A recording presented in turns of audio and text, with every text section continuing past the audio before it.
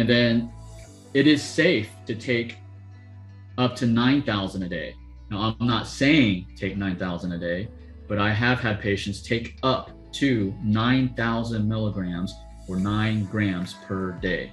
Again, you need to check, you need to see everybody's body is different. If you start having explosive diarrhea, you need to slow down, okay? Okay, number 3 about, let's see, omega-3s. They help reverse the effects. They help reverse the effects of traumatic brain injury by stabilizing levels of molecular systems important for promoting energy homeostasis and reducing oxidative stress. So TBIs are very common these days. Now, brain injury is not necessarily just getting into a car accident. You can have brain injury just from a fall. Your brain, which is like jello within your skull, should not be moving around, and this should not be hitting your skull.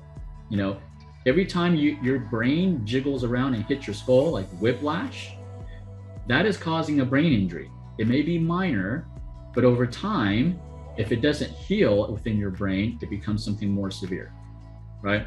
So that's why, you know, even if you've been told you have no brain issues, memory, acuity, you're not, you know, you're still sharp as you were before, I still recommend you take at least a maintenance dose of DHA or fish oil, okay? The results show 3 weeks of fish oil supplemented were sufficient to overcome the effects of concussive injury in rodents. So most of these tests were all done on rats, right? This is in terms of brain plasticity and cognitive function. So if you're, number one, I recommend you take it 1,000 milligrams every single day. But if you're not in the habit of doing that, whenever you have any type of falls, minor, anything that would jiggle your brain, okay?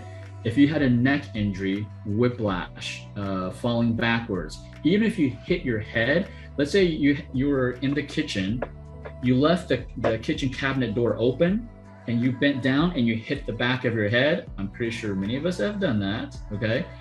That can cause a little brain injury.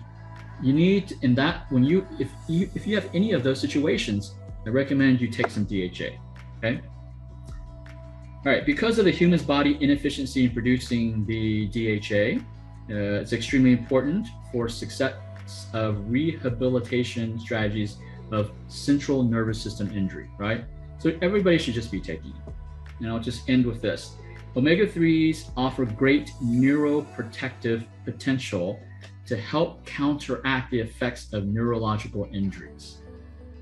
So this one is focused more on the central nervous system, but if you have peripheral nervous system problems, you should also, like peripheral neuropathy, you should also be taking at least 1,000 milligrams of fish oil DHA every single day.